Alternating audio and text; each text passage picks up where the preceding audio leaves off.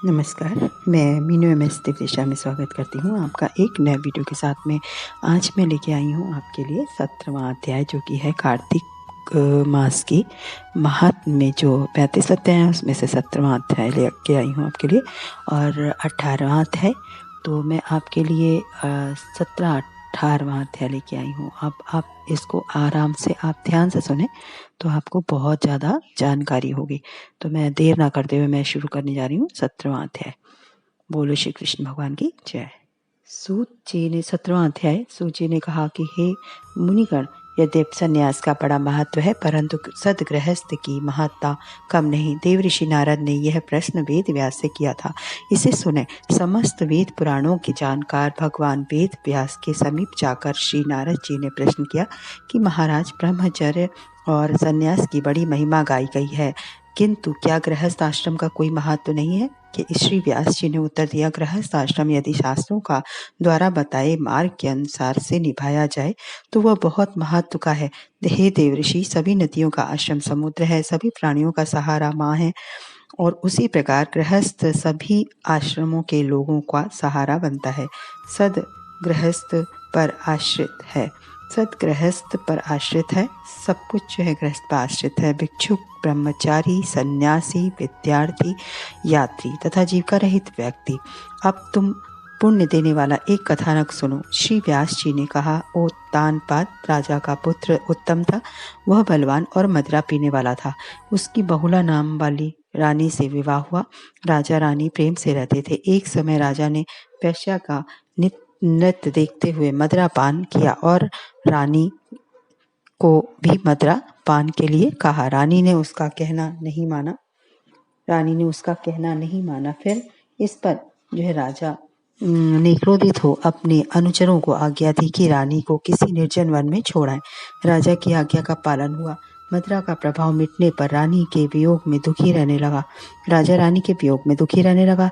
एक दिन एक ब्राह्मण राजा के पास आया और बोला, हे राजन, मेरी स्त्री का अपहरण कर लिया गया है। मैं बहुत दुखित हूँ, तुम उसे ढूंढ कर लाओ। राजा कहने लगे कि महाराज, मैं नहीं जानता कि मैं आपकी स्त्री कौन, किधर और क्यों ले गया है, अतः मैं आपकी स्त्री कैसे ला सकता हूँ। ब्राह्मण कहने लगा, राजन, छठा भाग लेकर आप प्रजा के रक्षक हैं। मेरी स्त्री घर में सो रही थी, वहां से उसे कोई हर कर ले गया है। अब आप उसे ढूंढ कर लाएं। तब राजा ने कहा, हे विप्रवर, मैंने तुम्हारी स्त्री को कभी देखा तक नहीं है। वह कैसे स्वभाव और रूप वाली है? ब्राह्मण बोला कि कठोर वचन बोलने वाली, कुरूपा तथा कर्कश स्वभाव वाली है। मैं उसकी कोई निंदा नहीं करता। वह मेरी पत्नी अर्थात अर्धांगिनी है। तब राजा कहने लगा कि जब तुम्हारी स्त्री ऐसी कुरूपा और क्रूर स्वभाव वाली है तो उसे लेकर क्या करोगे? कोई सुंदर और कल्याणकारी स्त्री से विवाह कर लो। ब्राह्मण कहने लगा, राजन, मेरी स्त्री मेरे धर्म और कर्म की अर्धांगिनी है। उसकी रक्षा करना मेरा परम धर्म है। जो पुरुष अपनी स्त्री की रक्षा नहीं करता उसका वंश बिगड़ता है। जो पति अपनी धर्म पत्नी को उपयुक्त सुख सहयोग नहीं देता उसके पितर कष्ट पाते हैं। ब्राह्मण के ऐसे वचन सुनकर राजा अपने शस्त्र लेकर रथ पर सवार हुआ और चारों ओर घूम फिर ब्राह्मण की स्त्री को खोजने लगा। कुछ दूर जाकर उसने एक आश्रम देखा जहाँ पर एक ऋषि आसन पर विराजमान थे। राजा ऋषि के समीप गया। आश्चर्य था कि राजा को देख भी ऋषि ने राजा का कोई आदर सत्कार नहीं किया। ऋषि बोले, मैं जानता हूँ कि तुम राजा उत्तानपाद के पुत्र हो, मगर तुम यहाँ किस कारण आए हो? राजा कहने लगा, हे मुनि, ब्राह्मण के घर में कोई उसकी स्त्री को हर कर ले गया है। मैं उसी की खोज में इधर आया हूँ। हे ऋषि, आपने मुझे हाथ धोने पीने को जल आदि कुछ भी नहीं दिया है और न ही किसी प्रकार का सत्कार किया। इसका क्या कारण है? ऋषि ने उत्तर दिया, राजन, तुम अर्घ योग्य होते हुए भी इस समय उसके पात्र नहीं हो, क्योंकि तुमने अपनी स्त्री को बिना अपराध के वन में त्याग दिया है। जहाँ स्त्री का यह धर्म है कि वह तन मन से अपने पति की सेवा करे तथा उसकी आज्ञा का पालन करे, वहीं पुरुष का भी धर्म है कि वह अपनी स्त्री का यथोचित सम्मान करे, उसकी आवश्यकताओं को समझे, उसको स्नेह दे, उसका रक्षण करे। जिस घर में स्त्रियों का मान होता है वहां पर देवताओं का वास होता है। जहाँ पर स्त्री का अनादर होता है वहां सुख शांति कभी नहीं रहती। इतना सुन राजा लज्जा युक्त हो पूछने लगा कि भगवान, आप भूत, भविष्य और वर्तमान तीनों काल के जानने वाले हैं, इसलिए कृपा करके बताइए कि आप ब्राह्मण की स्त्री को कौन और कहाँ हर ले गया है। ऋषि कहने लगा कि राजन, ब्लाक नामक राक्षस ब्राह्मणी को उत्पलावर्त मन में हर कर ले गया है। सो जाओ और उसको ढूंढकर ब्राह्मण से संयोग कराओ। राजा ने मुनि को प्रणाम किया और अपने रथ पर सवार होकर मुनि के बताए हुए मार्ग से जाकर उत्पलावर्त मन में गया और वन में जाकर वहां जाकर देखा कि एक स्त्री बिल्व फल खा रही है। जैसा ब्राह्मण ने बताया था वैसा ही उसका रंग रूप देखकर राजा ने उसे पहचान लिया और कहा कि हे कल्याणी, तुम कौन हो और इस वन में कैसे आई हो। ब्राह्मणी बोली, मैं अति रात्र ब्राह्मण की पुत्री और विशाल पुत्र की स्त्री हूँ। मैं अपने घर से अकेली सो रही थी घर में अकेली सो रही थी कि ब्लाक नामक राक्षस, जो मेरे पति के ब्रह्म तेज से कभी पराजित हुआ था, चोरी से मुझको हर ले आया है। यहाँ लाने के बाद ना तो उसने किसी बात का कष्ट दिया और न ही मेरा सतीत्व नष्ट करने की चेष्टा की, परंतु मैं यहाँ अत्यंत दुखी हूँ। राजा ने कहा कि हे देवी, वह राक्षस कहाँ है? तुम्हारे पति ने मुझे ढूंढने के लिए भेजा है। वह ब्राह्मणी ने कहा कि राक्षस वन में गया है। तब राजा ने ब्राह्मणी के बताए हुए स्थान पर जाकर राक्षस को देखा। राजा को देखकर वह कहने लगा कि हे राजन, कहिए क्या आज्ञा है। राजा ने कहा कि हे निशाचर, तूने अनाचार क्यों किया? राक्षस बोला, हे राजन, आपने गृहस्थ धर्म तोड़ा था और ब्राह्मणों ने इसका विरोध नहीं किया था, अतः मैंने ये रचना रची। राक्षस ने कहा कि जो हुआ सो हुआ, अब आप मुझे जो भी आज्ञा देंगे मैं प्रसन्नतापूर्वक उसका पालन करने को तैयार हूँ। तब राजा ने कहा कि हे राक्षस, क्या तू इस स्त्री के साथ विवाह करना चाहता है? देख, यह अत्यंत कुरूपा है, यदि इसे खा जाना चाहता है तो कह।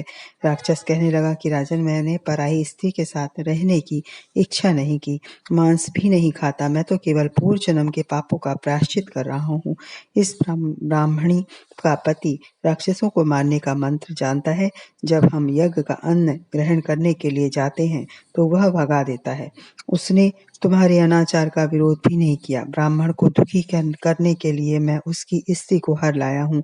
बिना स्त्री के पुरुष कर्म का अधिकारी नहीं होता। स्त्री के न होने पर ब्राह्मण यह कर्म विधि पूर्वक नहीं कर सकेगा।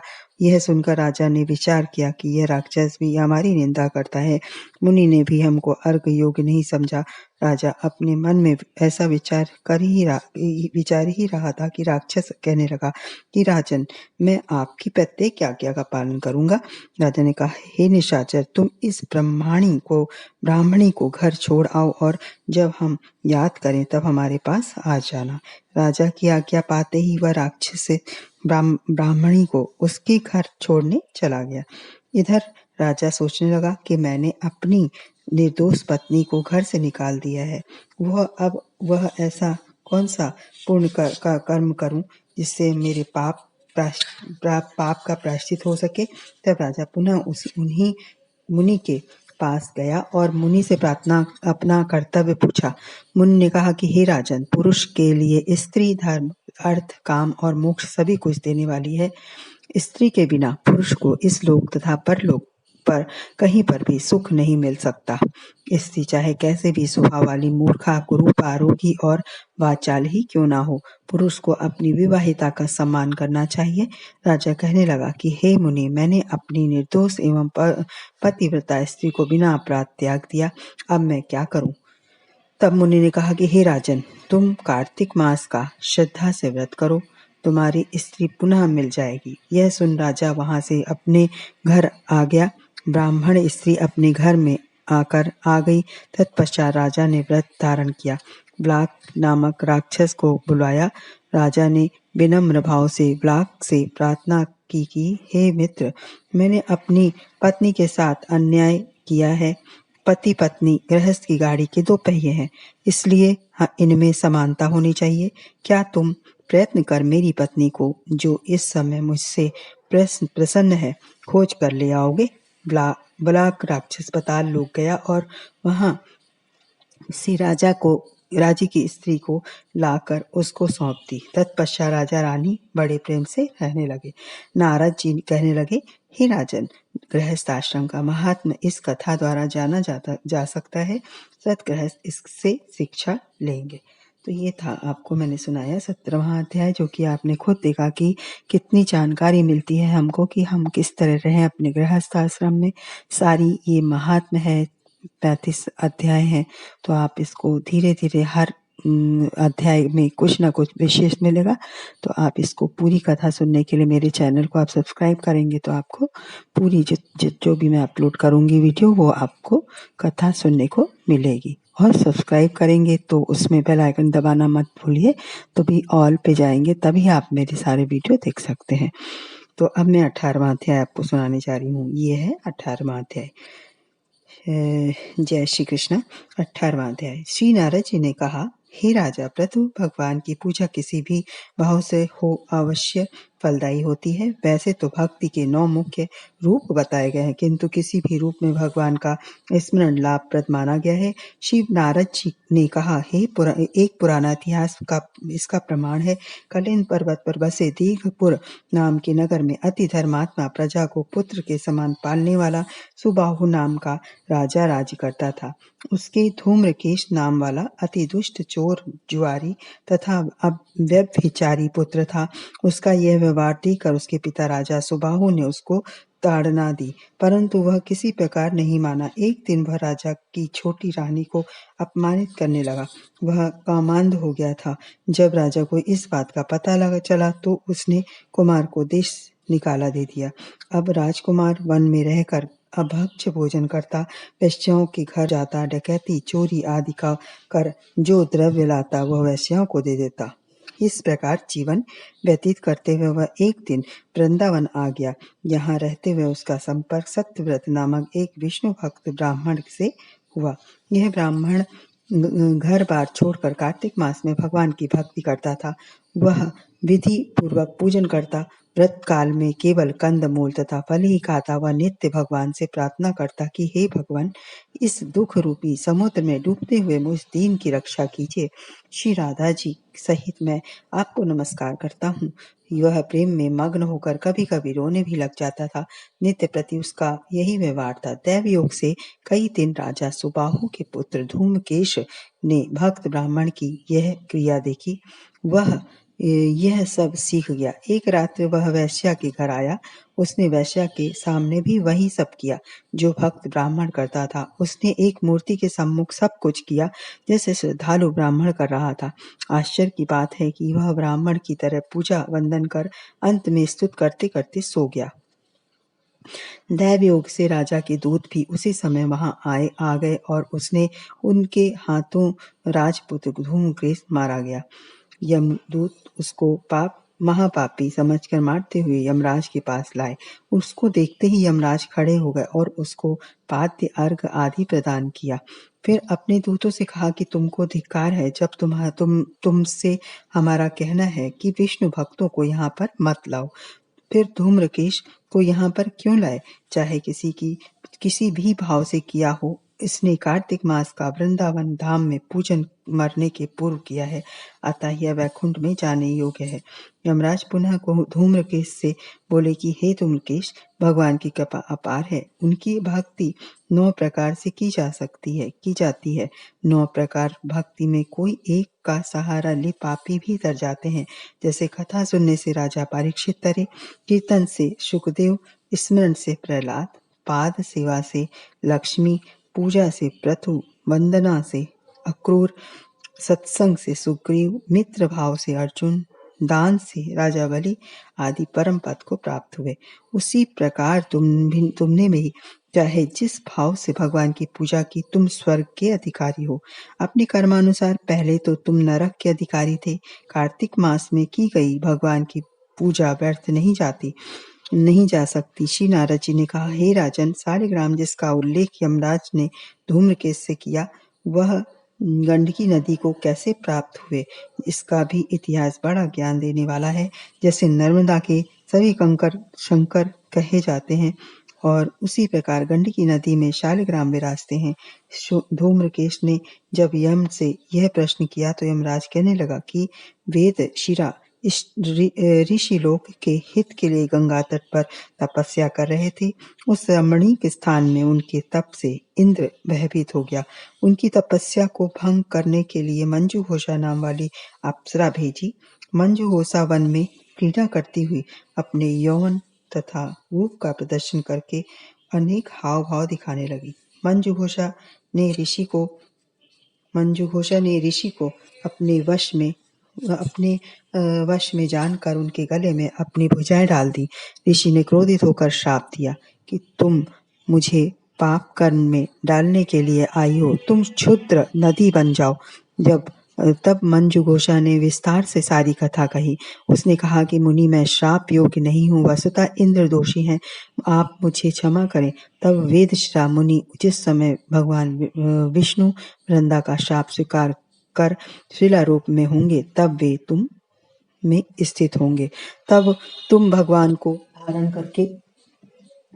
धारण करने वाली होगी, तब मेरा शाप वरदान हो जाएगा। यमराज कहने लगे कि हे राजकुमार, यदि अनजाने में किया गया पाप भी क्षमा का पात्र नहीं बन पाता, तो उसी प्रकार अनजाने में किया भजन भाव भी पुण्य का अधिकारी बनता है।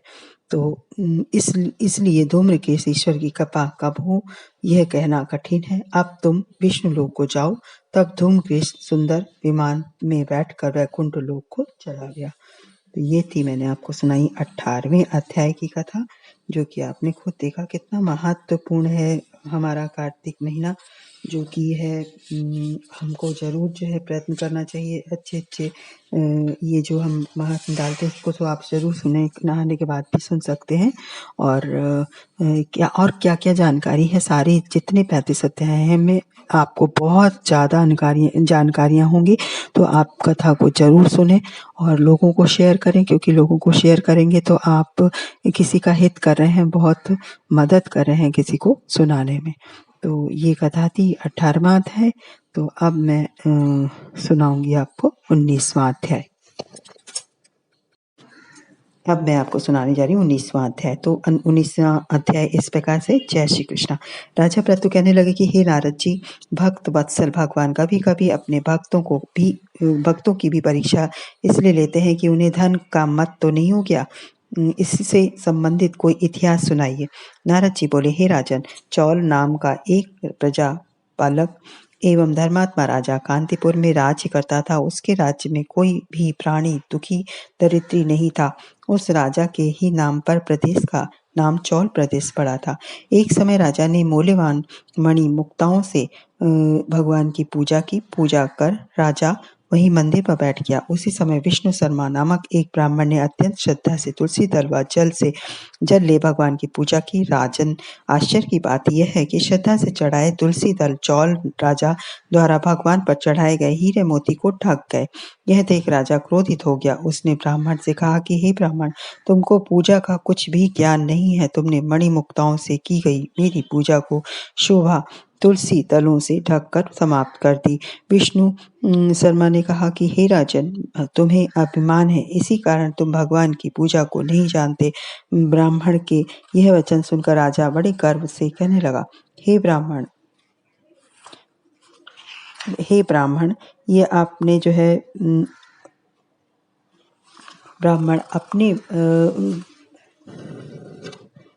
ब्राह्मण ने कहा कि हे राजन, तुम स्वयं दरिद्र हो। राजा ने बोला, हे ब्राह्मण, तुम स्वयं दरिद्र हो, भगवान की पूजा तुम क्या करोगे? क्या तुमने कभी भगवान का कोई स्थान बनवाया, कोई विशाल यज्ञ किया? मैं सबके सामने कहता हूँ कि देखें, भगवान की भक्ति करके तुम पहले स्वर्ग जाते हो अथवा मैं। इतना कह राजा ने गुगुल ऋषि को आचार्य बना एक बड़े यज्ञ का आरंभ कर दिया। साथ ही ब्राह्मणों को धन दान गौ वस्त्र आदि दान देने लगा। उधर विष्णु शर्मा अपने स्वभाव के अनुसार श्रद्धा के साथ भगवान का पूजन करता रहा। उसने 5 नियम लिए: माघ तथा कार्तिक के व्रत, तुलसी वन रोपण, एकादशी व्रत और ओम भगवती वासुदेवाय मंत्र का जाप। साथ ही रात दिन जब समय होता भगवान का कीर्तन करता तथा एक समय भोजन करता। नारद जी ने कहा कि राजन, भगवान की माया कौन जाने। एक दिन विष्णु शर्मा ने रसोई बनाई, तब देखा कि उसकी रसोई से कोई उस पाक को उठा कर ले गया। उसने फिर रसोई नहीं बनाई, क्योंकि ऐसा करने से सायंकाल का पूजन पाठ वाला व्रत भंग होता। ब्राह्मण भूखा ही सो गया। दूसरे दिन रसोई बनाई। जब भगवान का भोग लगाने लगा तो फिर कोई पाक उठाकर ले गया। इसी प्रकार 7 दिन तक होता रहा। यद्यपि विष्णु शर्मा भूख के मारे व्याकुल हो गया था, परंतु सत्संग के समय को दोबारा भोजन बनाने में नष्ट नहीं करने की भावना से उसकी दूसरी बार रसोई नहीं बनाई। वह यही सोच रहा था कि जाने कौन बना हुआ पाक उठा ले जाता है। फिर सोचा, आज मैं पूरी तरह ध्यान रखूंगा और देखूंगा कि कौन पाक उठाकर ले जाता है। ऐसा विचार कर वह एक स्थान में छुप कर बैठ गया। थोड़ी देर में वह क्या देखता है कि एक अति दुर्बल चांडाल शरीर, जिसका शरीर केवल अस्थियों का पिंजर बना हुआ था, छिप कर आया और वहां से भोजन उठाकर चलने लगा। चोर को देखकर ब्राह्मण को क्रोध आना था, परंतु विष्णु शर्मा के मन में उस दुर्बल व्यक्ति पर दया आई। चांडाल को रोकते हुए वह कहने लगा कि भैया, रूखा भोजन मत ले जाओ, मेरे पास थोड़ा सा घी है, वह भी लेते जाओ। ब्राह्मण के यह वचन सुनकर चांडाल डरा, तत्काल भागा। उसे रास्ते में एक ठोकर लगी, वो गिर गया। तब तक विष्णु शर्मा भी उसके पास पहुंच गया। अपने अंग वस्त्र से उस पर हवा करने लगा। थोड़ी देर के बाद ब्राह्मण क्या देखता है कि उस चांडाल की जगह शंख, चक्र, गदा, पद्म तथा वनमालाधारी भगवान विष्णु वहीं पे लेटे हुए हैं। उसी समय ब्राह्मण ने भगवान के चरणों में गिरकर नमस्कार किया।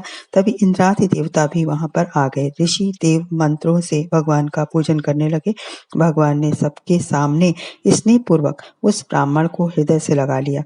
ब्राह्मण को अपने साथ विमान में बैठाकर वैकुंठ को ले गए। यह समाचार पाकर चौल राजा अत्यंत दुखी हुआ।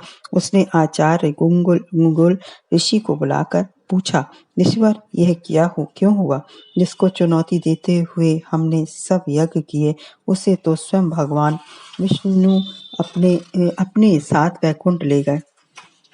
भगवान विष्णु अपने साथ वैकुंठ ले गए। क्या हमारे यज्ञादि निष्फल रहे? ऋषि ने समझाया, हे राजन, भक्ति तो श्रद्धा से अभिमान रहित होकर की जाती है।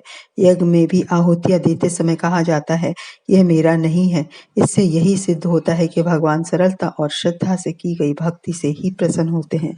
राजा की संतान नहीं थी, अतः वह अपना सब राजपाट, धन आदि अपने भांजे को सौंप स्वयं व्याकुल हो यज्ञ स्थल के पास आया। बहुत देर तक विचार करने के बाद राजा ने अपने आचार्य गुंगुल ऋषि की ओर देखा। गुंगुल ऋषि राजा के भाव को समझ गए, किंतु ऐसे अवसर पर उन्होंने मौन रहना ही उचित माना।